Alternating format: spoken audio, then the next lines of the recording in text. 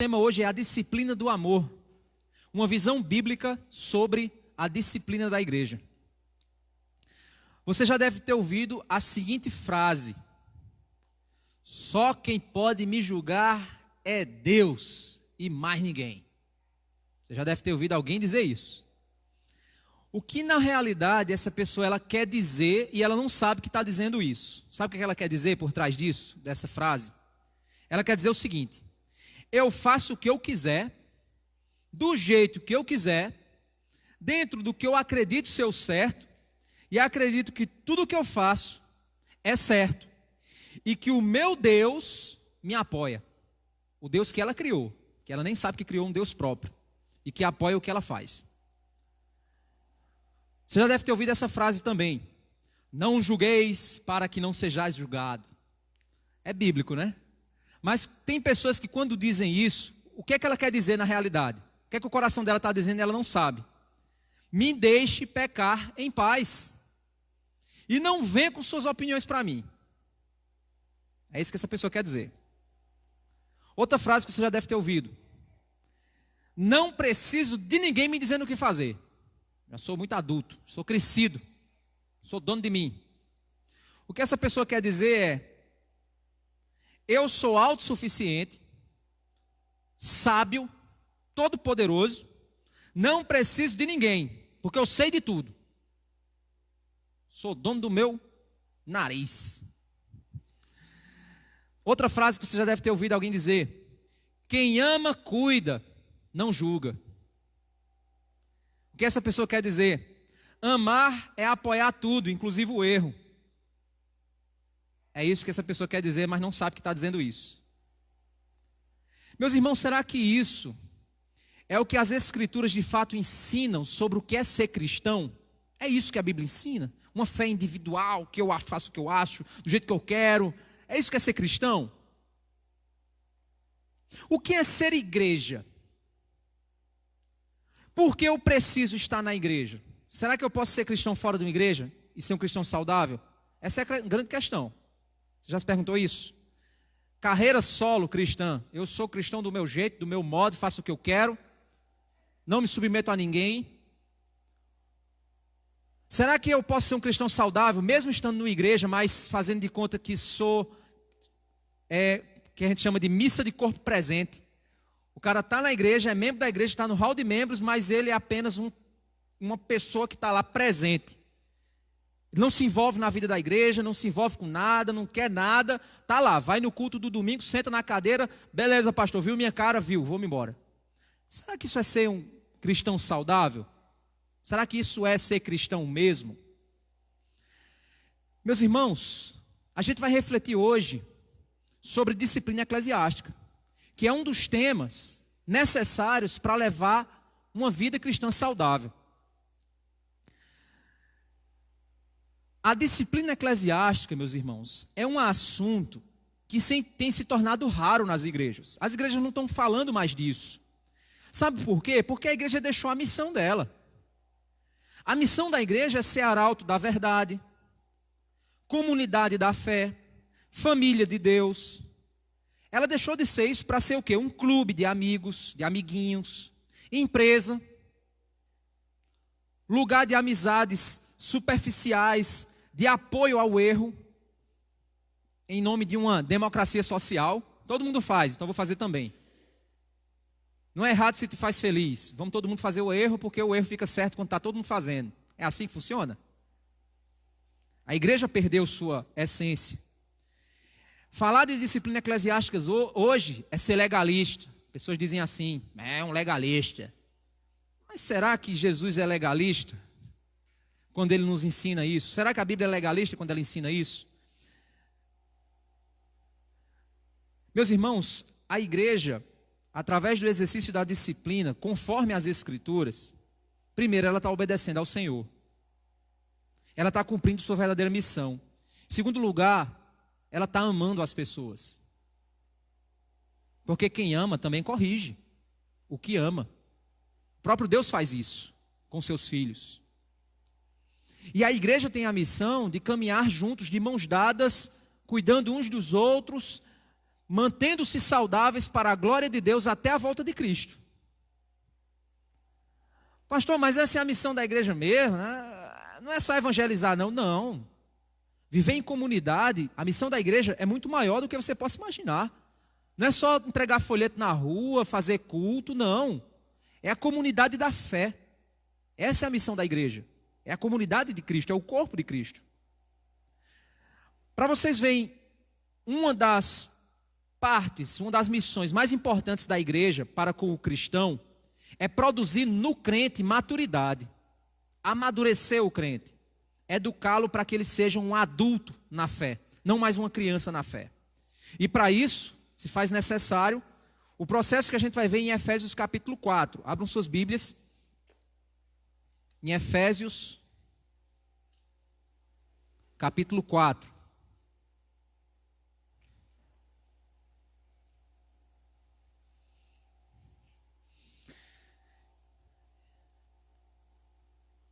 Efésios capítulo 4, a partir do verso 8, nós vamos ver um processo bem interessante.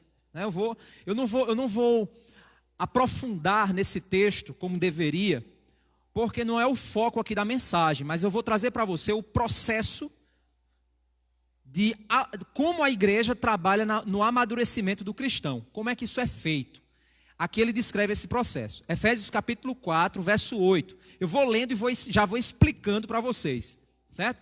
Você não, pastor, não estou concordando, você já está dizendo aí, não, ok, então toma nota, depois você em casa lê com mais paciência, certo? Dentro do contexto e tudo mais. Eu já vou direto lendo e aplicando, explicando, já vou lendo, explicando e aplicando, tudo de uma vez só, certo?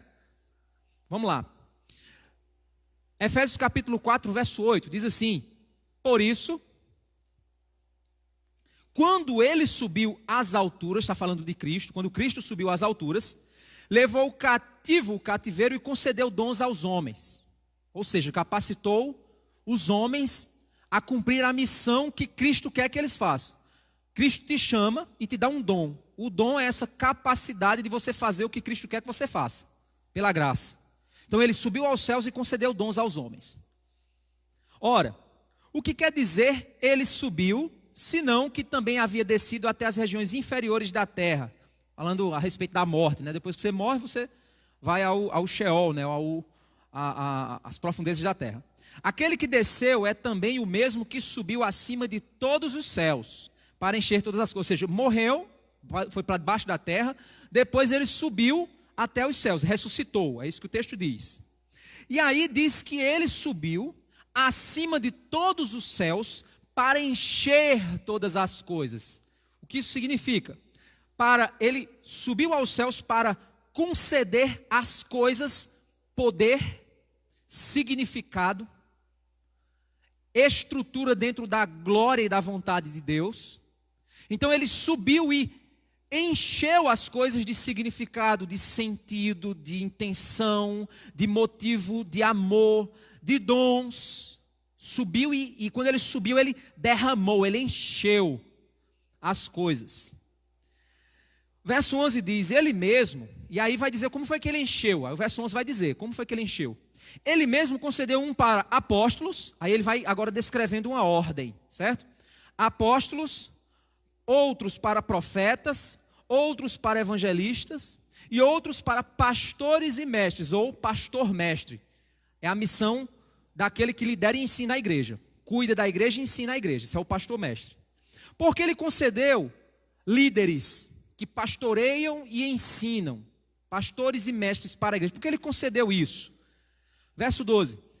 Com vistas, ou seja, com o objetivo, ao aperfeiçoamento dos santos. Aperfeiçoar você. A minha missão, dada por Deus, é aperfeiçoar você. A missão nossa na igreja, a da liderança, é aperfeiçoar os crentes que estão na igreja. Para quê? Para o desempenho do seu serviço. Ou seja, a minha missão é aperfeiçoar você, para você servir a Deus cada vez melhor. Dentro da igreja, aí fora, glorificando a Cristo. Por quê? Você tem que ser aperfeiçoado. Por que o teu serviço tem que ser melhorado? Para a edificação do corpo de Cristo, ou seja, para que o corpo de Cristo seja construído, cresça. Mas isso vai acontecer até quando, pastor? Verso 13. Até que todos cheguemos à unidade da fé. Primeiro ponto. O que é a unidade da fé? Crer na mesma coisa, no mesmo conteúdo, na mesma doutrina, o mesmo conhecimento de Cristo. E segundo ponto, pleno conhecimento do Filho de Deus, ou seja, para que você conheça cada vez mais a Cristo com mais profundidade. Esse é o caminho em que nós todos estamos trilhando no nosso aperfeiçoamento.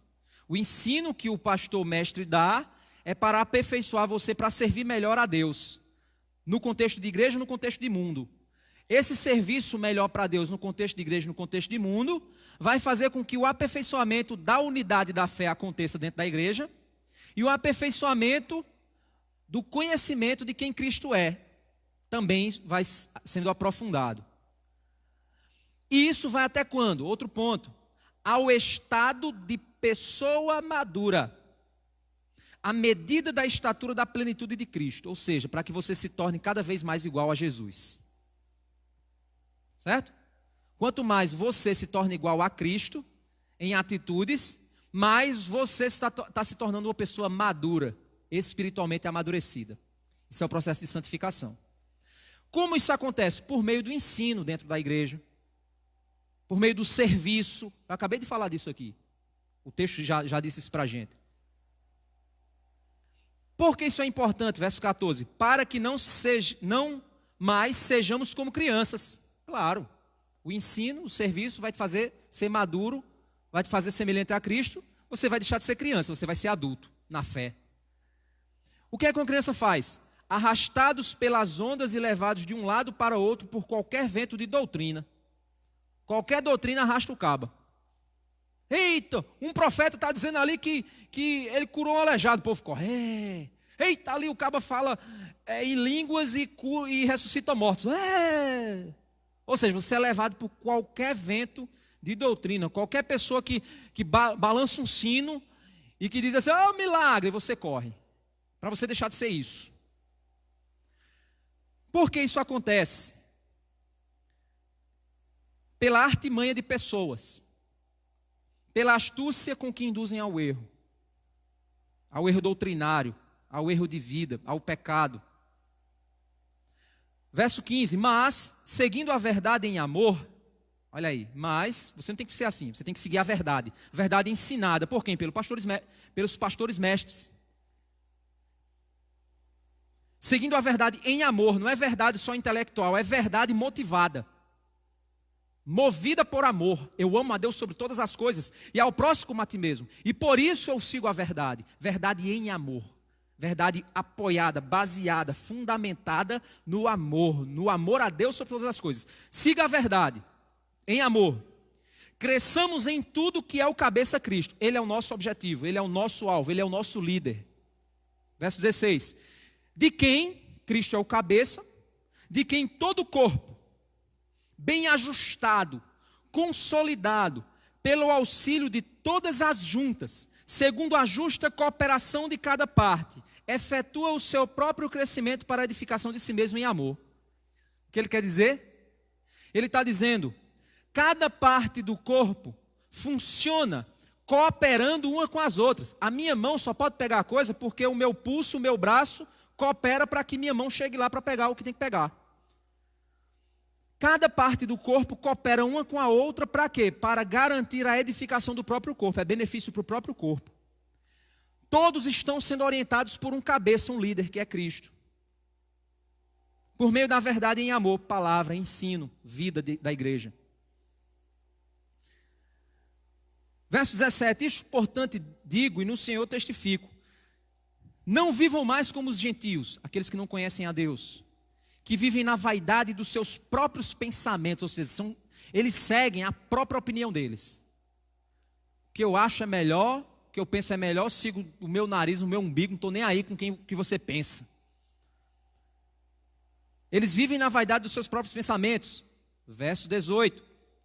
Tendo o seu entendimento obscurecido, separados da vida que Deus concede, por causa da ignorância, ou seja, da falta de conhecimento em que vivem, pela dureza do seu coração, ou seja, pelo pecado que endureceu o coração deles. Tendo se tornado insensíveis, eles não são sensíveis, eles não ouvem nada, não ouvem ninguém, não ouvem Deus. O que é que aconteceu? Eles se entregaram à libertinagem. O que é libertinagem? Achar que a liberdade dá ocasião para você fazer o que quiser. Libertinagem. Para, de forma desenfreada, eles não têm freios, fazem o que quer, cometer todo tipo de impureza. Verso 20. Mas não foi assim que vocês aprenderam de Cristo. Verso 21. Se é que de fato ouviram falar dele, e nele foram instruídos. Guarda essa palavra, instrução. Segundo é a verdade em Jesus. Instrução segundo a palavra da verdade. Verso 22. Quanto à maneira antiga de viver, vocês foram instruídos a deixar, instruídos, mais uma vez essa palavra, fixa ela aí, a deixar de lado a velha natureza, que se corrompe segundo os desejos enganosos, a se deixar renovar no espírito do entendimento, ou seja, uma compreensão correta de vocês, e a se revestir da nova natureza, criada segundo Deus, em justiça e retidão, procedentes da verdade. Verso 25. Por isso, por toda essa razão anterior, deixando a mentira, que cada um fale a verdade com o seu próximo, e aí ele começa a dar uma série de conselhos.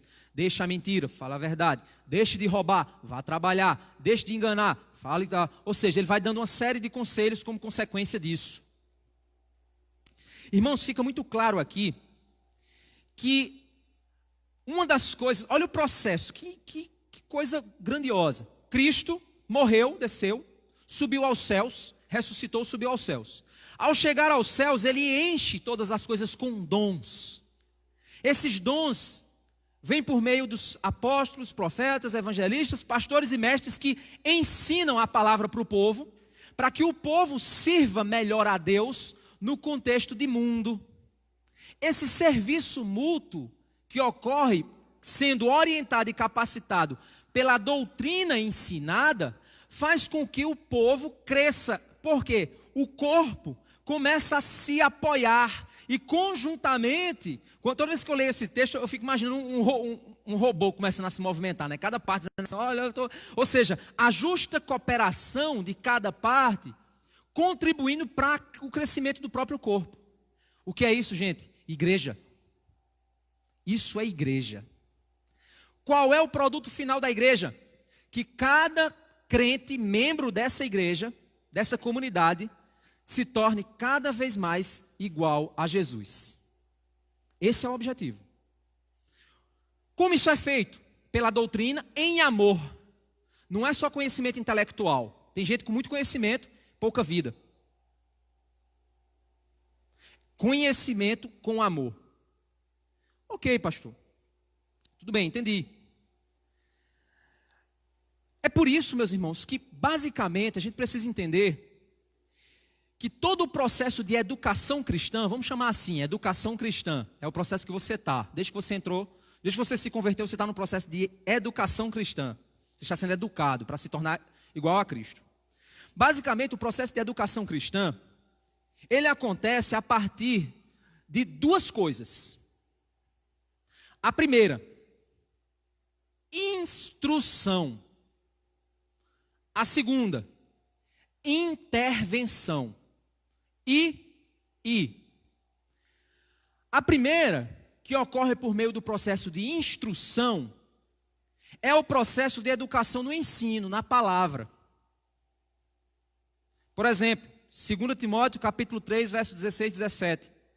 Toda a escritura é divinamente inspirada e proveitosa para ensinar, para redarguir, para corrigir, para instruir em justiça, para que o homem de Deus seja perfeito e perfeitamente habilitado para toda boa obra, ou seja, para fazer a coisa certa, na vida dele, no trabalho, com a família, com os filhos, com a esposa, com Cristo. Para toda boa obra ele é orientado a partir da palavra. Outros textos, prega a palavra, exorta em tempo, fora de tempo, ensina, repreenda, instrua, com toda a longanimidade de doutrina, pois virá o tempo em que não suportarão a sã doutrina. Paulo dizendo a Timóteo, Timóteo, vai lá, Timóteo, ensina, prega, aconselha, chama a atenção, exorta, repreende. Vai lá, Timóteo, ensina. Ou então, lâmpada para os meus pés e a tua palavra, luz para o meu caminho. Ou então, como purificará o jovem o seu caminho? Observando conforme a tua palavra. Instrução. Guardei a tua palavra no meu coração para eu não pecar contra ti. Instrução. Ou então, Salmo 1. Bem-aventurado o homem que medita dia e noite na lei do Senhor. É como árvore plantada junto aos ribeiros. Ou seja, ao invés de dar ouvidos ao erro, ele dá ouvido à palavra e ele prospera. Isso é instrução, irmãos. Isso é muito claro. Poderia ficar a noite inteira aqui ensinando isso para vocês. Para que você possa caminhar corretamente na vida, o primeiro processo é você ser orientado. É básico isso. Não precisa nem eu pegar um texto bíblico para provar isso para você. É básico. Você precisa ensinar, mostrar o caminho. Olha, para você viver uma vida cristã santa, correta, para a glória de Deus, obedeça a palavra. É assim, ó. Você vai assim, assim, assim. No entanto, no meio do caminho, você pode começar a desviar-se do propósito. Se envolver em coisas que não deveria.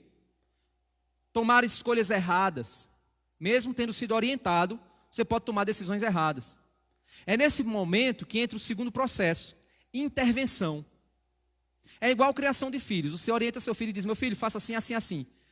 O filho está fazendo, começa a fazer coisa errada. Você vai lá e diz, ó, está errado isso. Por que você fez isso? Você não sabia que não podia fazer? Pois você está errado. Intervenção. Você vai pôr ele de castigo. Você vai dar umas palmadas nele. Você vai tomar uma ação para corrigi-lo. Para quê? Porque ele estava no trilho, ele saiu do trilho. Você vai fazer o quê? Vai corrigi-lo para que ele possa voltar para o trilho, entender o erro que ele cometeu, entender que ele não pode ir por aquele caminho e voltar. Isso é o processo de intervenção.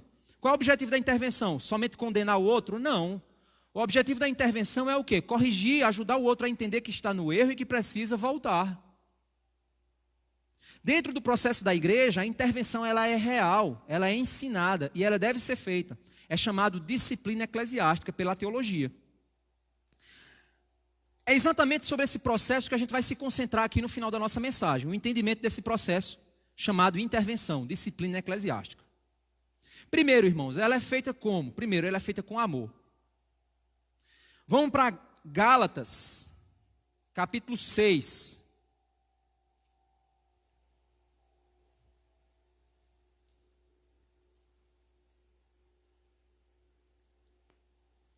Gálatas, capítulo 6. Vamos orar mais uma vez, irmãos? Oremos. Senhor Deus, Pai Santo, misericordioso, te pedimos nesse momento, Pai, por tua graça, misericórdia e bondade, Senhor.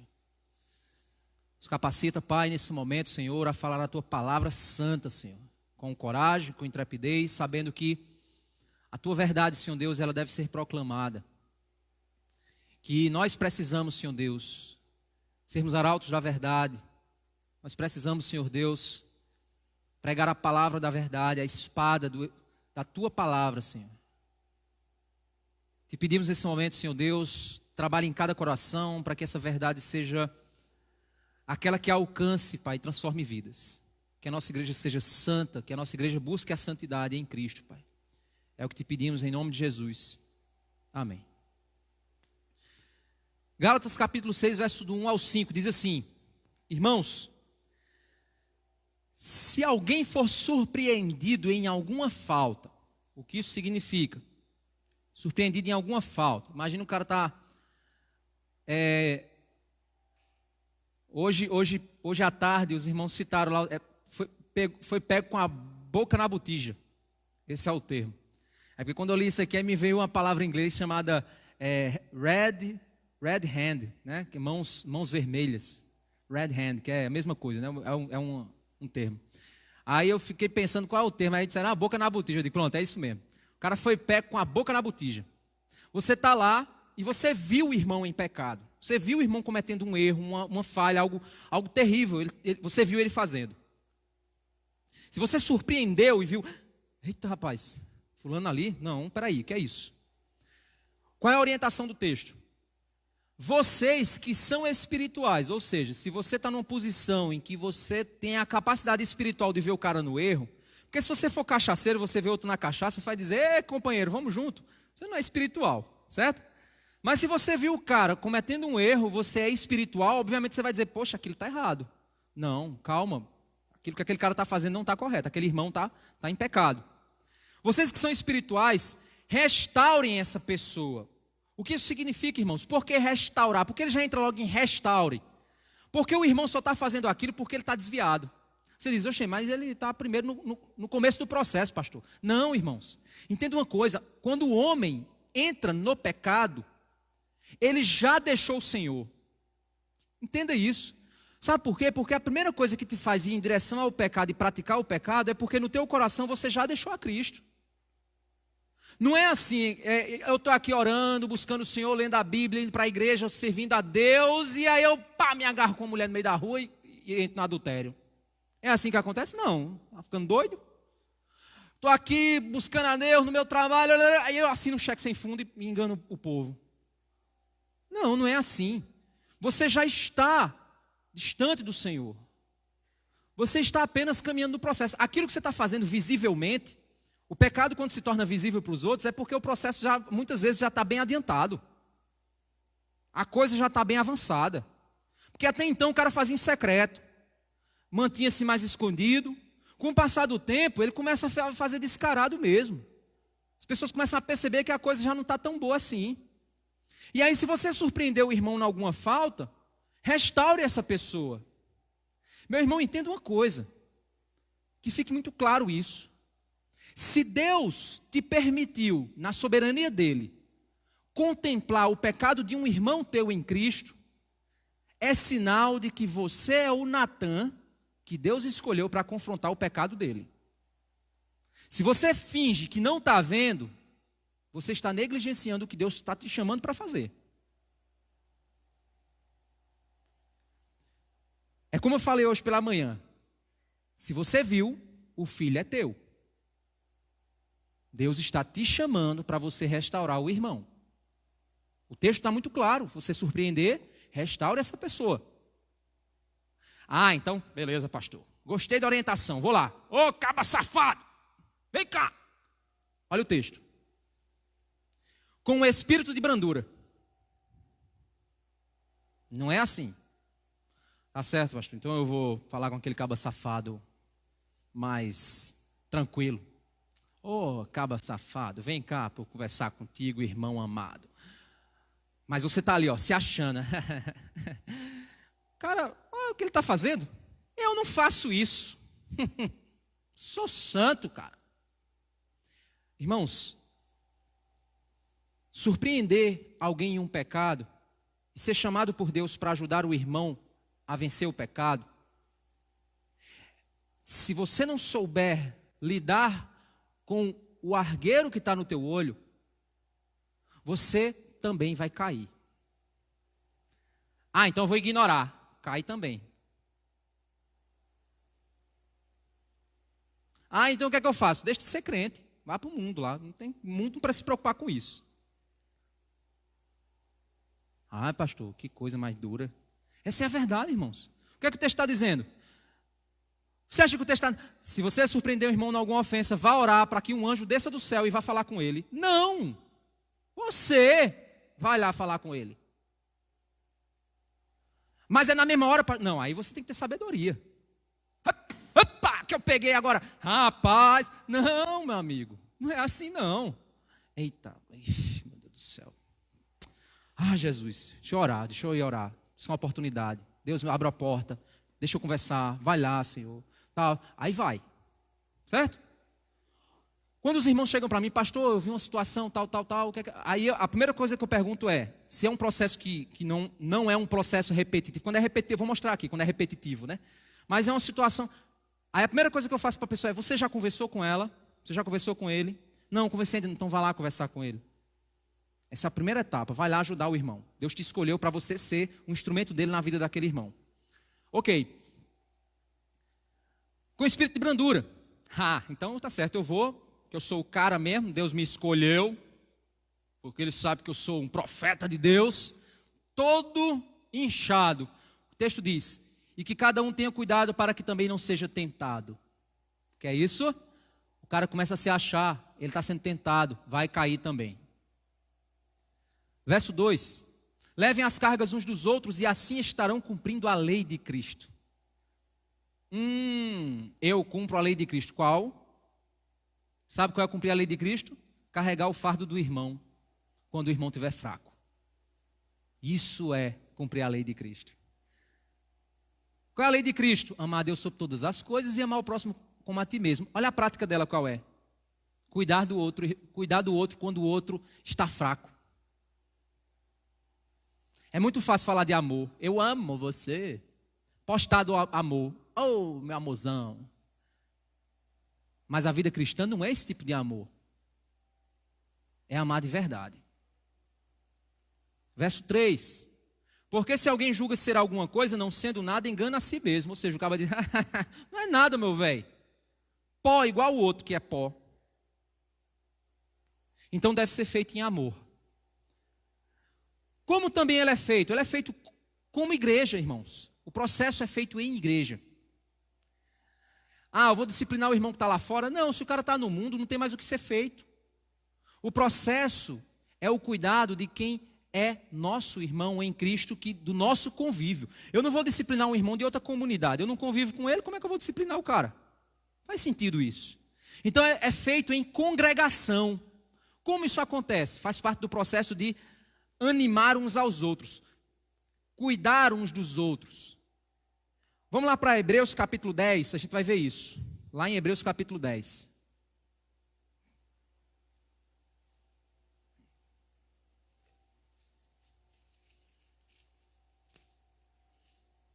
Hebreus capítulo 10. Verso 20.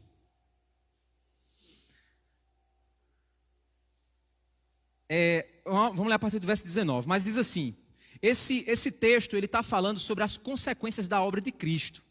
Antes, para você adorar a Deus, você tinha que ir no templo e você tinha que levar a oferta para o sacerdote, e através da atitude do sacerdote você tinha acesso a Deus.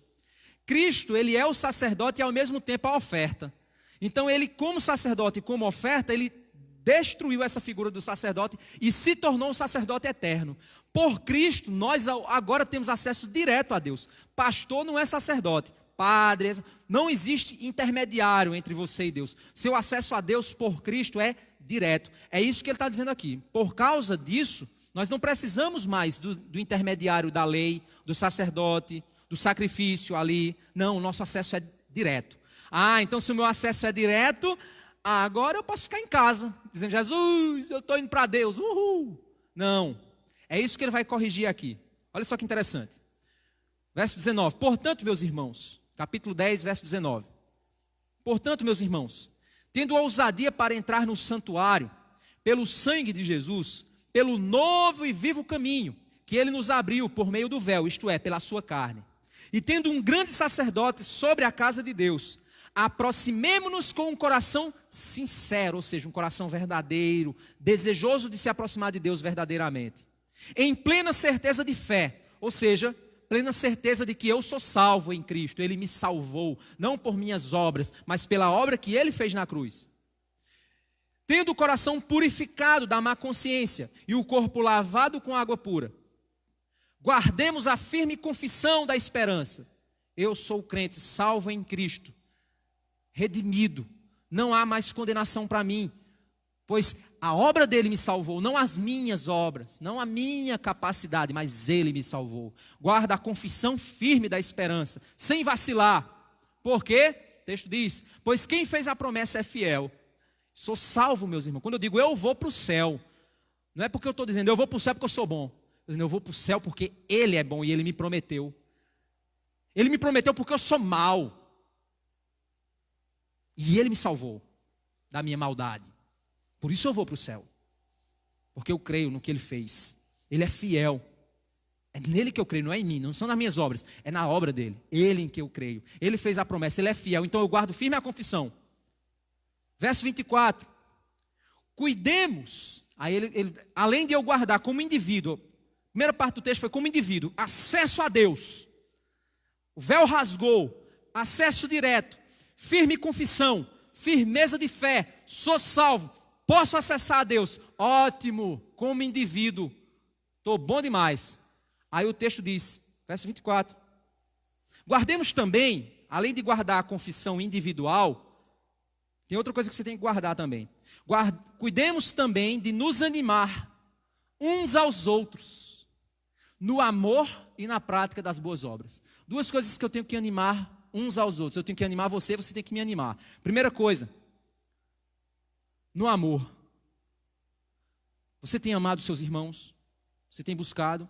Você sabe que nas pregações eu falo disso, a gente está numa série de 1 João, eu tenho falado disso o tempo todo. O que é amar? Se eu disser que amo a Deus e não amo meu irmão, sou mentiroso. Amar é servir, querer conviver, se preocupar com o outro. Como é que o irmão está? Está doente? Está o quê? O que é que está acontecendo? Precisa de ajuda? Preocupar em cuidar uns dos outros. Amar, servir uns aos outros. Os irmãos aqui estão servindo aos surdos. Amor. O pessoal da transmissão está servindo quem está em casa. Som aqui, 2 cultos aqui operando o som. Amor, serviço a quem está em casa. Amar, servir. Então, cuidemos de estimular, animar uns aos outros no amor. E na prática das boas obras. O que é praticar boas obras? As obras da esmola para os pobres não são essas boas obras. As boas obras é fazer tudo aquilo que glorifica a Deus, no trabalho, em casa, com teu cônjuge, com teus filhos, teus vizinhos. Então eu preciso também animar você a viver uma vida santa, uma vida correta, uma vida de boas obras, na presença de Deus. Então cuidemos também de nos animar, incentivar uns aos outros a viver uma vida correta, uma vida de amor, uma vida de serviço. Verso 25. Não deixemos de nos congregar. Como é que isso se faz? Vivendo juntos, como congregação, como comunidade. Não deixemos de congregar, como é costume de alguns. Pelo contrário, façamos admoestações, ou seja, chama a atenção do cara, puxa a orelha dele, diga: ei, bicho, está na igreja não por quê, hein? Ei, o culto de jovens, o que é que está acontecendo? Você é jovem e não participa, o que é que está vendo, cara? Tudo bem, não em uma vez, não outra vez, mas nunca vim, o que é que está vendo? E aí, o que é que... Ou seja, façamos a demonstração, ainda mais agora que vocês veem que o dia se aproxima, o dia está em maiúsculo. O que é que ele está querendo dizer? Chama a atenção uns dos outros para andarem juntos. Irmãos, ovelha anda em rebanho. Ovelha anda em rebanho. Uma das coisas que os lobos mais gostam de fazer para matar ovelhas é separar a ovelha do rebanho, porque quando a ovelha está sozinha, fica mais fácil pegar ela. Ovelha tem que andar em rebanho, juntas. Crente que se isola, está prestes a cair. Primeira coisa que acontece, ele começa a se isolar. Não quer mais fazer nada, está lá só de banco, só corpo presente, parará, parará. Ele pode passar até meses, 2, 3 anos lá, só enrolando Jesus. Se ele já não estiver fazendo coisa errada aí por fora. Probabilidade é altíssima. Porque ele está sozinho. Às vezes os irmãos podem até chegar e dizer para o cara: ei, fulano. Ou então, todo frio. Aí o pessoal começa, aí vai se afastando. Cada vez mais o cara vai ficando sozinho. Meus irmãos, por que ele diz: faça cada vez mais isso, quanto mais o dia se aproxima? Porque, meus irmãos, está difícil o mundo, viu? O mundo está ficando cada vez pior. O mundo está ficando cada vez pior. Você manda o seu filho para a escola, tem um professor lá que vai fazer o que no juízo dele? Não generalizo, mas a maioria tem feito estrago na mente dos jovens. A maioria. Ah, mas isso não é verdade. Vá conversar com os pais dos jovens daqui da igreja, vá lá conversar com eles. Deixe do seu achismo, vá lá conversar com eles. Vá conversar com os jovens. Se a tua fé não já foi zombada dentro de sala de aula por um professor, vai lá, conversa com o jovem para tu saber. O mundo está ficando difícil, gente. E se nós não nos unirmos como povo para peregrinar nesse mundo de perversidade e nos cuidarmos uns aos outros, vai ficar complicado, você sozinho. É isso que o texto quer dizer. Quanto mais vedes que o dia se aproxima. Meu irmão, então entenda uma coisa. Quem vive em comunidade, congregando, precisa se submeter à exortação, à admoestação, animar uns aos outros, cuidar uns dos outros. Mas eu não me submeto a isso. Eu quero viver a minha vida do meu jeito. Então, olha, a porta da rua é a serventia da casa. Vai. Porque se você não entende isso, que você precisa se submeter à sua comunidade local, você não sabe o que é ser cristão. No livro de Atos, eles viviam tudo em comum, orando, tendo comunhão. É assim que é uma vida cristã, é vida em comunidade. Por isso que não existe desigrejado, gente. Não existe desigrejado. Desigrejado é alguém que desobedeceu. Ou o cara se decepcionou com a igreja, tem sim esses casos. Realmente, gente perversa dentro de igreja faz besteira e o cabo fica decepcionado. Mas não é motivo para ele viver para sempre fora. Não é motivo. Ele precisa se corrigir. Ou então o cara é tão orgulhoso, tão vaidoso, tão convencido, tão se achando, que ele não se submete a ninguém, não quer tratar. Se tem problema dentro da igreja, ele não quer tratar. Aí o que é que ele faz? Submeta a ninguém, vou viver minha vida. Já vivi muito. Aí, normalmente, você vê quem sai de igreja por pecado. Você vai conversar com o cara tem uma visão negativa da igreja, tem raiva de pastor, tem raiva dos irmãos. E ainda sai falando, dizendo assim, eu já vivi em igreja. Igreja é um negócio assim, o povo fica toda safadeza, não sei o que lá, é melhor estar fora. Ou então, eu vou procurar uma igreja que não tenha safadeza. Meu irmão, se você quer procurar uma igreja que não tem pecador, na hora que tu entrar na igreja, já tem o primeiro. Então, quem vive em comunidade precisa se submeter a orientações, instrução, o ânimo uns aos outros. E esse processo passa por cuidar uns dos outros. E dentro do processo de exortação, ânimo, cuidar, vem o processo de intervenção. Correção. Vai chegar um momento que o cara vai chegar e vai dizer, ei, bicho, tu está errado. Isso não está certo não. Corrige a tua vida. Como é que Jesus então nos mandou fazer isso? Vamos lá para Mateus capítulo 18. A hora. Abram aí Mateus 18.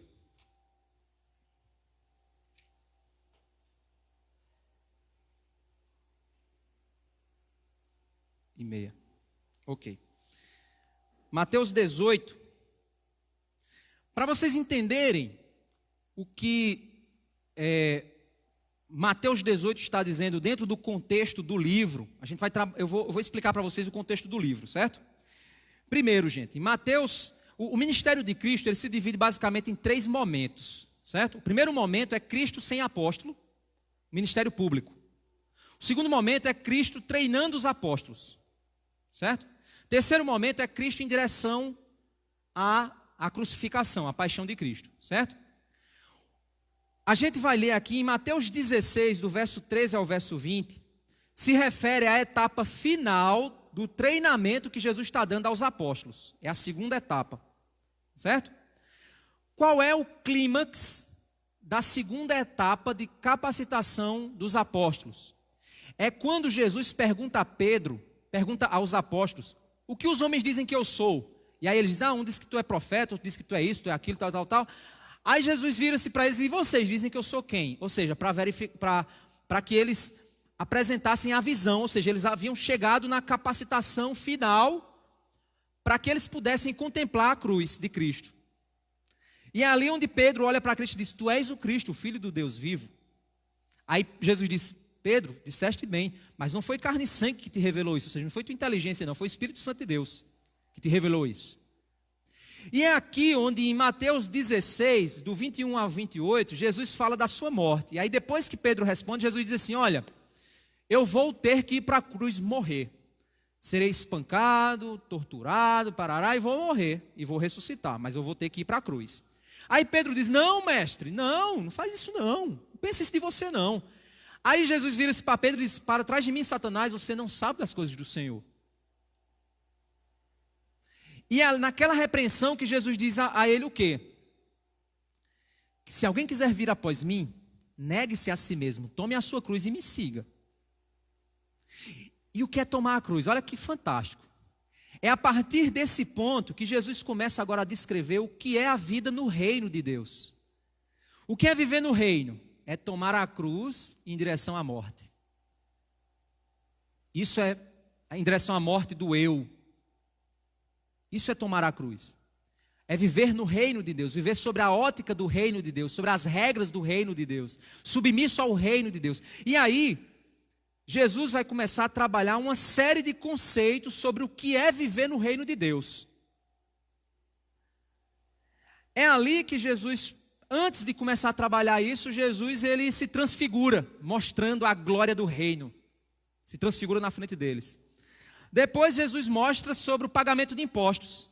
Paga o imposto, dê a César o que é de César. É quando ele tira a dracma da boca do peixe e diz assim, vai lá pagar. Porque o mundo cobra dos seus filhos. Porque eles são filhos do mundo.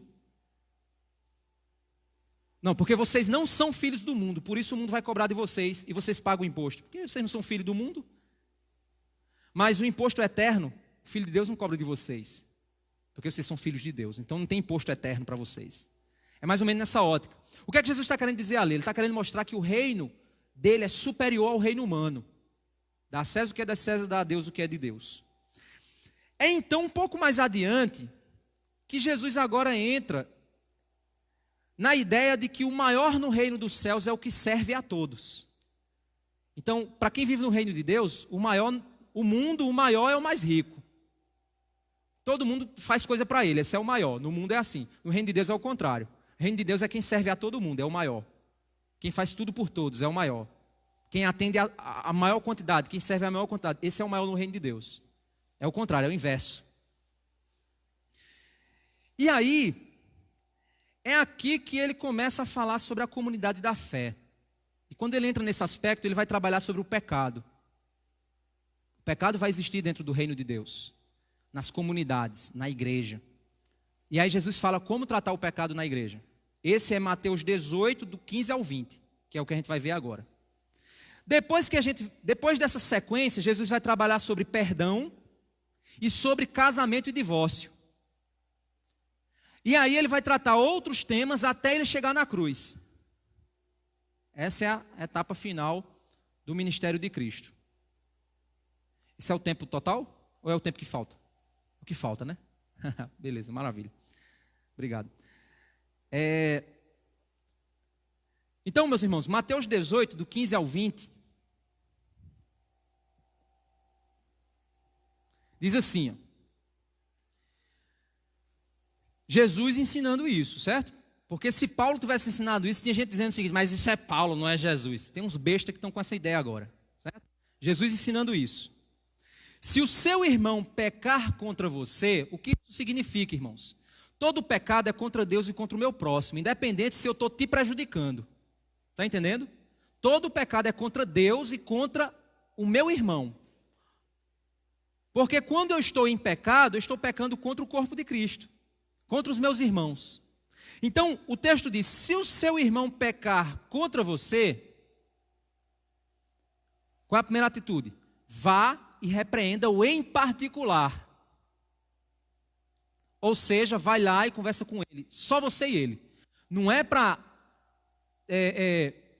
transformar aquilo em notícia. Não. O princípio é do indivíduo, do individual até as proporções coletivas. Mas primeiro o pecado ele tem que ser morto no oculto. Certo? Ele tem que ser morto no oculto. Então o que é que acontece? Você viu, o texto diz, vai lá e repreenda-o em particular. Por que você faz isso? Olha o que continua. Se ele ouvir, você ganhou seu irmão. Lembra o que a gente viu em Gálatas 6? Restaure ele. Qual é o objetivo da disciplina, meus irmãos? A disciplina não é condenar ninguém. O objetivo da disciplina é recuperar a pessoa. É uma tentativa. Você, quando dá uma palmada no seu filho, você quer destruir a vida dele? Não, você quer que ele recupere-se. Quando você põe seu filho de castigo, você quer o mal dele? É óbvio que não, meus irmãos. A repreensão, qualquer atitude dessa, não é para destruir a pessoa. É para recuperá-la. Então vai entre ti e ele só e repreende-o. Se ele te ouvir, você ganhou o irmão. Opa, ô glória, recuperou o irmão. Verso 16, mas se não ouvir, leva ainda com você uma ou duas testemunhas. Ou seja, mas se ele não te ouvir, o que isso quer dizer, irmãos? Deixa eu explicar para vocês de maneira bem didática, certo? Imagina que você viu uma pessoa cometendo um pecado. Você viu. Aí você diz, eita, rapaz, o irmão lá da igreja está fazendo isso aí, cara. Ah, meu Deus do céu. Vou orar, vou buscar o Senhor, esperar um momento, esperar uma oportunidade. Vou lá para ele. Meu irmão, recentemente eu vi você aí fazendo uns comentários aí, umas fotos de umas mulheres aí na rede social, um comentário meio inadequado, cara. Rapaz, meu irmão, não vá por esse caminho não, cara. Isso não é legal não. Aí a pessoa pode até dizer para você assim, maravilha, beleza, cara, realmente eu estou errado. Oh, meu Deus, me perdoe, irmão. Ore por mim. Aí você, ganhei o irmão, glória a Deus, ele vai ser transformado. Não significa dizer que vai. Às vezes ele está só ganhando tempo. Ele não se arrependeu verdadeiramente. Mas tudo bem, você foi lá, aconselhou o irmão, você ganhou o irmão. Até então você ganhou o irmão. Ou então o cara vai chegar para você e dizer, meu amigo, vá se meter com a sua vida. Aí você já não ganhou o irmão, mas você já está sabendo disso. E você vê que o cara permanece no erro.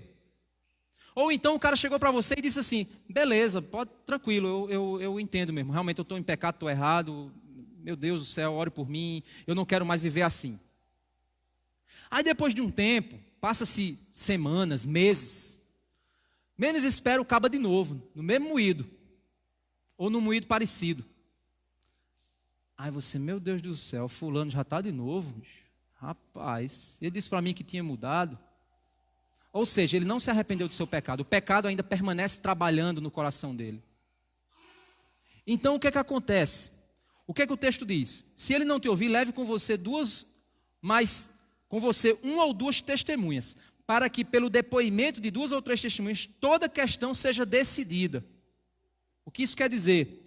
Você vai com um grupo de pessoas que sabem do que está acontecendo e que você vai até o irmão para dizer o seguinte, meu irmão, é o seguinte, olha, não é uma opinião só minha não, mas eu estava conversando com os irmãos sobre a sua situação, com esses irmãos aqui, é um grupo um pouco maior, não é um grupão não, é um grupo um pouco maior, porque o objetivo é sempre manter a coisa pequena, para não destruir a imagem do evangelho e nem a da pessoa. O objetivo é restaurar ele, não é destruir ele. Então você chega lá com, olha, meu irmão, e a gente viu que isso é pecado, meu irmão. Escuta a gente, cara. Aí você diz, mas por que, pastor, um grupo? Porque os cabas são mais fortes e o cabo não vai bater em você? Não, meu irmão, é para evitar exageros. Porque imagina, eu vou dizer a mesma brincadeira hoje, né? Quem for desse time, me perdoe. Eu gosto também desse time. Eu sou um enrustido desse time, certo? O cara chegou lá e publicou na rede social lá, Palmeiras não tem mundial. Isso é uma barbaridade. O cara disse que Palmeiras não tem mundial. Amigo, safado, rapaz. Stefson, vem cá, Stefson. Tu sabe que fulano disse que Palmeiras não tem mundial? Meu irmão, vamos disciplinar esse cara, bicho. O cara está em pecado, rapaz. Aí Stefson vai dizer, como é a história, homem? Tá aí viajando, né? Que isso é pecado aonde? É sim, ele tocou no íntimo do meu coração. Rapaz, tu está exagerando, não tem nada disso não. Não é por aí não. Ou seja, o grupo vai ajudar a equilibrar, vai ajudar a identificar, vai ajudar a acompanhar, vai ajudar a orar, para evitar exageros. Aí imagina que o grupo foi lá e conversou com o cara eita meu Deus, é verdade, me perdoe, ore por mim, parará, toda essa conversa. Aí depois, só que nessa conversa, o verso 17 diz, se ele recusar ouvir essas pessoas, expõe o assunto à igreja. Aí você diz, pastor, é a igreja de Cristo.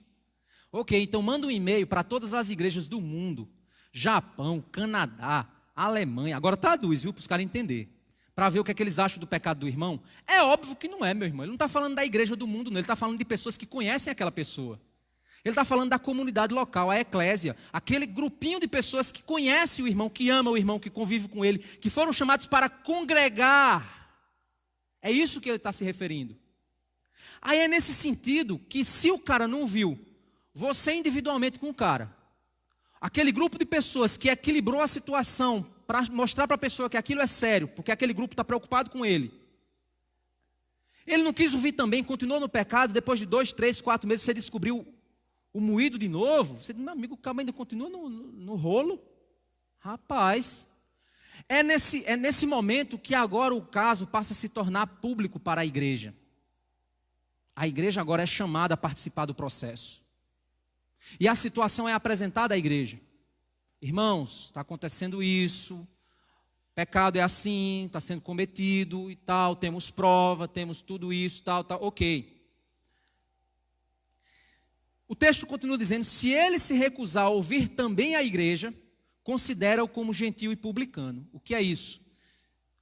Se o cara não viu você individualmente, o cara não viu o grupo preocupado com ele, o cara não viu a igreja, esse cara não se submete a ninguém, meu irmão. Se ele disser para você, só quem pode me julgar é Deus, conversa, meu amigo. Deus não vai vir do céu com um anjo, eu vim lhe julgar. Não, meu amigo, não é assim que Deus produziu esse processo, não. Ele chamou a igreja para fazer isso. Pastor, mas Deus não vai julgar? Não vai julgar sim, meu irmão. Vai julgar ele e a igreja que não quis participar do processo que Deus chamou ela para participar. Vai julgar os dois, no tempo oportuno. Mas a igreja é chamada a isso. Para recuperar, para ajudar, para fazer com que aquele irmão mude e entenda que está errado. Deixa eu dizer para vocês um caso que eu li num livro. Um diácono de uma igreja, uma liderança de uma igreja, chegou numa determinada situação em que ele estava com problemas no casamento. O que foi que ele fez? Se envolveu com uma menininha do trabalho, uma jovenzinha do trabalho. E ele estava num relacionamento com aquela jovenzinha do trabalho. E descobriram esse relacionamento. Aí foram lá, conversaram com ele. Eles, tudo bem, tá ok. Não deixou a mulher. Fingiu que deixou. Descobriram que ele continuava como moído. A mulher dele acabou descobrindo. Aí o que foi que ele fez? Aí o que foi que a igreja fez? O pastor se reuniu, mais um conselho, um grupo, e foi até lá conversar com o cara. Meu irmão, que é isso, cara? Você traindo sua esposa? É, pastor, me perdoe e tal. Aquela conversa, aquela mentirada toda. O cara não deixou. O pecado foi cada vez mais piorando. A esposa já, vou deixar esse cabo, vou deixar ele, não aguento mais. O que é que aconteceu então? O caso foi levado à igreja. O cara foi se defender na igreja. Sabe o que foi que o cara fez? Porque já tinha prova, já tinha gente sabendo de tudo. Já era público, a situação já era pública. O cara chegou na presença da igreja, sabe o que o cara disse? Ele disse assim, olha, eu orei, jejuei, busquei o Senhor, eu estava triste, estava com lutas no meu casamento, e Deus me abençoou e me mandou o amor da minha vida. Ela é presente de Deus para mim, eu orei, eu jejuei, eu busquei a Deus, e Deus confirmou que ela é a pessoa de Deus para a minha vida. Tem casos que o cara chega até a dizer o seguinte, olha, que Deus uniu não separa o homem, mas eu e minha mulher não foi Deus que uniu não, essa aqui é que Deus está unindo. Tem gente que chega a dizer até esse disparate. Ou seja, o cara que se defender dizendo que era espiritual, que tinha orado, que tinha não sei o que lá, para a igreja diz assim, vocês não têm direito nenhum de dizer para mim que não foi Deus que me disse isso. Ou seja, o cara não viu ninguém, nem um indivíduo, nem um grupo, nem a igreja, ele não viu nem a palavra, ele não viu nada. Ele estava cego. E a igreja, unanimemente, a comunidade da fé santa, buscando pela palavra, um bocado de cabeças pensando pela palavra, diz assim, meu irmão, a Bíblia é clara, você está errado, cara. Deixa disso, meu irmão, para com isso. Não quero saber, problema de vocês. Aí o cara escapou, foi embora. A igreja disciplinou ele. O que significa considera o gentil e publicano, meus irmãos? Provavelmente essa pessoa nem crente seja. Não é que a igreja ela corta o vínculo do cara com o céu e aí ele perde a salvação, não é isso não. Mas a igreja ela consegue identificar por meio desse processo e dessa luta, dessa batalha, que não é só 3 momentos, são vários momentos, são tentativas, e é isso. Aquela luta, aquela batalha espiritual para tirar o cara das garras do diabo. Esse processo todo, que às vezes demora meses desse processo, esse processo inteiro, apenas afirma que o cara está tão endurecido pelo pecado que ele não se submete mais a ninguém. Ou ele é incrédulo, porque ele não é filho de Deus. Ou se ele for crente, ele vai para o mundão. Depois ele quebra a cara lá, se arrebenta todinho e volta para Cristo. Pedindo perdão à igreja. Pedindo perdão à esposa, pedindo perdão a... É um processo. Agora, por que a igreja precisa fazer isso, meus irmãos? Primeiro, recuperar o irmão que está em pecado. Primeiro objetivo, meus irmãos, é recuperar a pessoa. O pecado destrói vidas, estraga. O pecado é um câncer que se espalha. Acaba com o teu casamento, com teus filhos, com tudo que você tem. O pecado vai te destruindo. De Deus não se zomba. O que o homem plantar, isso ele vai colher. A palavra de Deus diz isso. Meu irmão, se você está vivendo uma vida dupla, arrependa-se do seu pecado. Mude.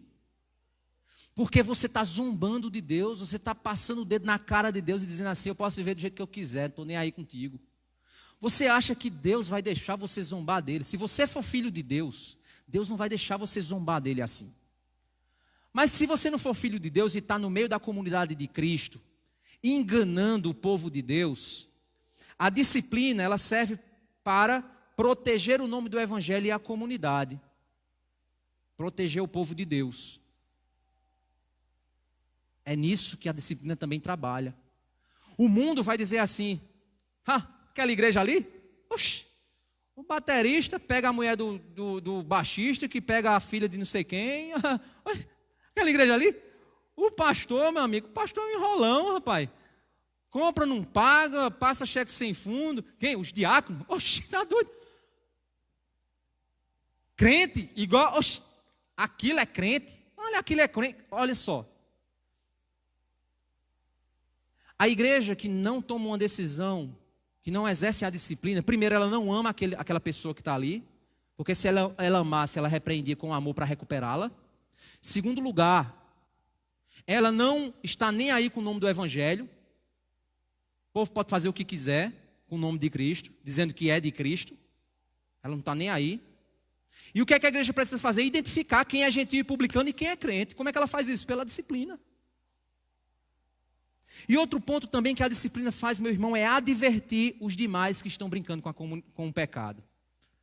Às vezes você exerce uma disciplina na igreja, por amor a um irmão, para corrigi-lo, para ajudá-lo. Os outros que estavam ali com os pecadinhos escondidos, abrem logo o olhão e dizem, meu Deus do céu. Jesus amado, que coisa horrível esse cara está vivendo. Não, eu não posso viver assim. É um processo difícil, irmãos, mas é necessário. Faz parte da vida da igreja. Vamos ler 1 Coríntios capítulo 5. Vamos olhar aqui para a gente fechar. Uma situação aqui prática na vida da igreja de Coríntios. A igreja de Coríntios, gente, era uma igreja que só misericórdia de Deus. Eu só não posso dizer que era a igreja do capeta, porque ela não é do capeta, ela é de Cristo, né? Mas era uma igreja complicada. Tinha fofoca, tinha divisão, formação de grupos, tinha gente se achando melhor do que os outros, tinha soberba, tinha do pior que você possa imaginar dentro da igreja, tinha dentro dessa igreja. E Paulo desceu a marreta nela na primeira carta. Na segunda carta ele elogiou a mudança dela. Mas na primeira ele foi e desceu a marreta neles. Olha o que é que ele diz no primeiro capítulo, no 1 Coríntios capítulo 5. Ouve-se por aí que entre vocês existe imoralidade. Olha só. Ouve-se por aí. O povo do mundo sabia o que estava acontecendo dentro da igreja. Ouve-se por aí, e olha só, que existe imoralidade. Imoralidade tal como nem existe nem mesmo entre os gentios. Ou seja, nem no mundo existe essa safadeza que está acontecendo dentro da igreja de vocês. Paulo está dizendo. Por que acontecia isso? Isto é, que alguém se atreva a possuir a mulher do seu próprio pai. O cara estava dormindo com a própria madrasta. E a igreja sabia da safadeza do cara. E como a gente diz aqui no Nordeste, acoloiava a safadeza. Apoiava a safadeza. Por que a igreja fazia isso? Olha o verso 2. E vocês andam cheios de orgulho, ou seja, eles se achavam muito espirituais, a igreja. Nós somos a igreja top. Quando deveriam ter lamentado e tirado do vosso meio quem fez uma coisa dessas. Ele fala sobre a disciplina aqui. Não vou ler o restante não. Mas ele fala sobre a disciplina aqui. Olha, vocês não estão nem lamentando, vocês deviam estar chorando pelo cabo estar fazendo essa coisa. E vocês ainda estão acoloiando, apoiando o erro do cara, fazendo de conta que não está vendo. Que é isso? Meus irmãos, o processo de disciplina não é a necessidade da igreja.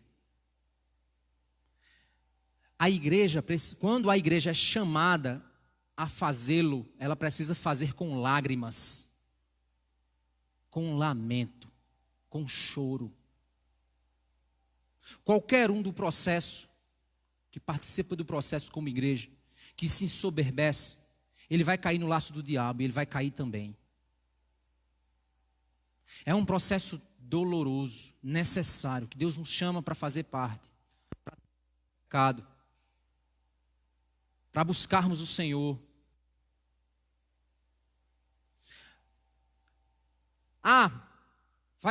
Vamos fazer um processo. Eu não vou não participar disso não. Talvez às vezes tem gente que faz isso para aparecer bem na fita do caba que vai ser disciplinado. Você sabia disso? Só que quando a pessoa faz isso e não quer participar do processo, você como membro da comunidade não quer participar, você já tomou sua escolha. Você não ama aquela pessoa. Quer saber como apoiar e ajudar aquele irmão? Você já tomou sua decisão, meu irmão. Quando você não decide, já tomou uma decisão. Meus irmãos, como é que então acontece aqui na nossa igreja, esse processo? Para quem faz curso de novos membros, eu falo sobre isso. Então, meu irmão, se você é membro da nossa igreja, ou você quer se tornar membro da nossa igreja, você precisa entender que você entra se submetendo a tanto participar do processo, quanto também ser disciplinado, caso necessário. Você não faz isso por opção, não. É a palavra de Deus que nos manda. Então você precisa se submeter a isso, caso seja necessário. Mas eu não concordo. Então, olha, mais uma vez, a porta da rua é a serventia da casa. Vá lá, procura uma igreja que não faz. E vá lá viver na bagunça. Mas a igreja ela é 100% santa quando faz tudo perfeitamente, todos os líderes. Não, meus irmãos, somos todos falhos. Mas o processo existe e ele é necessário. Como é que na nossa igreja nós fazemos isso? Por exemplo, o irmão me procura, pastor, aconteceu tal. Você falou já com o irmão? Vou falar. Ok, vá lá falar com ele. Falou, e aí, como foi? Rapaz, o pastor, ele reconheceu que realmente, amém, meu irmão, graças a Deus. Pastor, passou semanas, pastor, acaba tá na bagaceira de novo. Meu Deus do céu, vamos lá conversar com ele? Aí você diz, então tem que ser 3 processos. Não, gente, não são 3 etapas. O princípio é do indivíduo para um grupo, para a igreja. Esse é o princípio. Aí, normalmente, como é que eu faço? O irmão vem falar, pastor, já falei com ele, mas o cara não mudou. Aí, normalmente, eu entro no processo. Envolvo. Por quê? Porque pode ser que o irmão não soube tratar, tal. Ok, vou lá. Irmão, está acontecendo isso, o que é que está vendo, tal. Você precisa de ajuda, cara. Vamos corrigir isso. Ok. Aí, pastor, você faz isso com base em fofoca? Não. Você tem que provar. Você tem que... Não, mas eu vi. Ok, eu posso citar seu nome que você viu? Porque não é só chegar e dizer, eu vi. Ok, ei, um fulano viu que tu disse. Não. Não vou tratar um fofoca. Não, eu vi sim. E eu ponho minha cara a tapa que eu vi. Ok, então vamos tratar? Beleza, vamos lá. A gente conversa. O cara continua na bagaceira, o que é que a gente faz? Aí entra no processo do conselho de disciplina. Esse conselho, normalmente, a gente forma ele com os líderes espirituais da igreja, que são os diáconos e eu. Certo? A gente forma esse conselho e a gente começa o quê? A gente relata o problema, entra em processo de oração, torna-se a par da situação, é real, não é. Esse problema já havia sido tratado, é uma coisa recorrente. E aí a gente entra num consenso de como a gente vai tratar a situação. Normalmente, o caminho é o quê? É chamar, convidar a pessoa para vir conversar. Meu irmão, está acontecendo isso, tal, a gente ficou sabendo. Comunica a pessoa que ela vai passar por uma conversa dessa. Não é que o caba vem sem saber o que é. Ai, então Jesus, não. Você sabe o que é que vai acontecer. Ah, não vou não. Ok, então você não quer limpar seu nome? A gente quer entender o que está acontecendo. Venha, vai conversar com amor, com respeito, olhando para si mesmo. É um processo difícil, não é fácil. A gente já passou por isso. O diácono sabe aí o quanto as costinhas dele já estão reladas já. É um processo difícil, doloroso, complicado. Aí a pessoa até diz, não, beleza, está tranquilo, eu entendo, é verdade, eu tenho que mudar, não sei o que lá. Aí é nesse ponto que a gente já deixa a pessoa ciente que se por acaso a situação retornar, a pessoa reconheceu o pecado, entende que tal, quer ajuda, e a gente diz, olha, a gente vai lhe ajudar, estamos aqui para caminhar junto. Mas, meu irmão, se a gente perceber que você está brincando com Cristo, com o Evangelho, com a igreja, com o pecado, você não quer nada com nada, a gente vai ter que levar a situação para a igreja. Você tem consciência disso? Tenho sim, pastor. Ok, vamos caminhar, vamos se ajudar. Somos pecadores, estamos juntos, estamos nas mesmas lutas, vamos lá. E a gente vai caminhar. Caso a situação retorne, vamos ter que levar a situação para a igreja. Então, quando a gente vai até a igreja, já se passou muita água, gente. Talvez vocês nem saibam. Já se passou muita água. Já teve conversa. Já teve todo tipo de tentativa. Então, meus irmãos, normalmente é assim que a gente tem trabalhado aqui na igreja. Ah, mas eu sei de um caso que o pastor não tá, parece que não está vendo. Ou tá... Meu irmão, eu não sou onisciente. Não sou onisciente. Ah, mas tem um caso que eu já falei, que a gente já falou, e eu estou vendo ainda. Ok, meu irmão, mas tem um processo.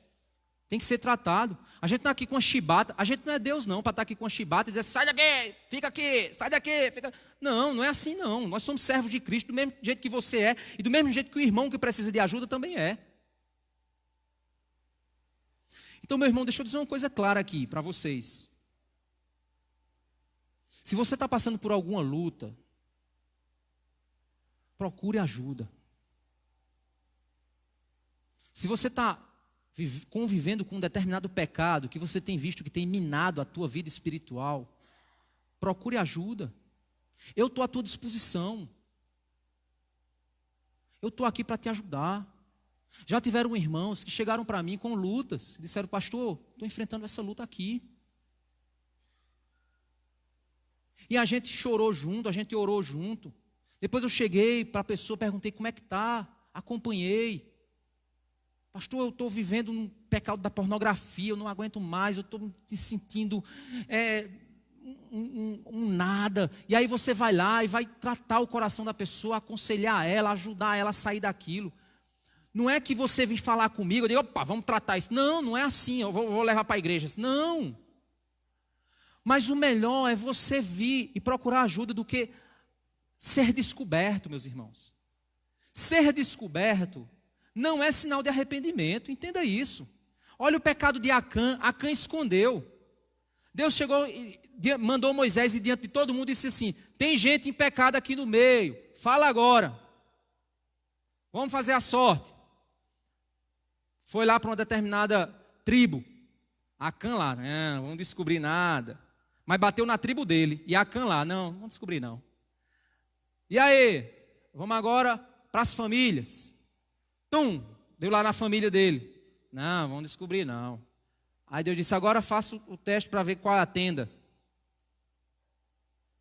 E o cara ainda segurou. Quando bateu na tenda, ele, ai, eu pequei. Aí Deus disse, já era. Já era.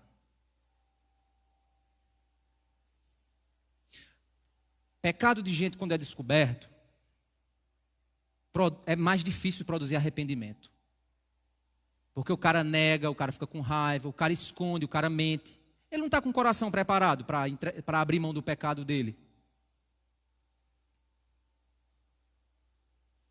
Irmãos, nós temos na nossa igreja casos de pessoas que já me procuraram, várias pessoas já me procuraram com situações, com lutas internas. A gente trabalhou, a gente chorou, a gente orou.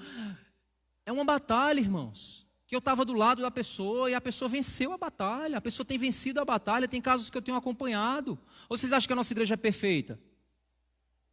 Que a pessoa procura ajuda e depois eu chego e pergunto. O cara chega e diz, pastor, o meu pecado é esse, ok. É essa tentação que eu sempre caio. Ok, meu irmão, vamos orar, vamos trabalhar no seu coração. Por que está acontecendo isso? Ok, aí depois eu mando uma mensagem para o cara, e aí? Caiu de novo? Não, pastor, graças a Deus não, amém. Aí eu faço o acompanhamento, e aí? Aí o cara não me responde, eu digo, o cara não me respondeu, o negócio está... Eu chego, ei, e aí? Como é que tu estás? O que está acontecendo? Para o quê, gente? Para ajudar aquela pessoa. Aí, pastor, porque eu também preciso de ajuda, eu tenho lutas na minha vida também. Eu não sou perfeito não, gente. Mas a grande questão, meus irmãos, é que nós, como indivíduos, precisamos lutar para que o pecado não nos domine. Para que ele não nos domine. E se por acaso o pecado te dominar e alguém descobrir, louve a Deus, porque alguém descobriu. É sinal de misericórdia de Deus sobre a tua vida, querendo te resgatar. Agora, se tu está conseguindo ter sucesso em esconder, meu irmão, eu tenho pena de você. Porque se nem Deus está lutando por você, e aí? Será que você é filho? Então, se você está passando por alguma luta, procura ajuda. Ah, não, mas não vou procurar o pastor, não, eu tenho medo dele. Ah, ok, tem medo de mim. Ah, eu não gosto da cara dele. Ok, se não gosta da minha cara, eu fiz até a barba para ver se você gostava. Não, mas não gosto. Ok, procura aí, temos diáconos, temos irmãos aí na fé mais experientes. Procura aí ele para falar das tuas lutas, de um pecado. Pastor, eu tava hoje conversando com fulano e menti. Ok, meu irmão, você mentiu, menti. Eu não sou padre não, gente. Você tem que vir confessar e eu mandar você pagar a penitência. Não. Eu estou falando de um pecado que está te aprisionando. Não é que você vai chegar, querido diário, hoje eu me levantei e olhei para a pornografia e eu depois... Não, aquilo está te dominando. É uma luta recorrente. É algo que está te esvaziando. Estamos aqui, meus irmãos, para ajudar você a batalhar e a vencer. Procure ajuda. Procure ajuda. Amém? Vamos orar?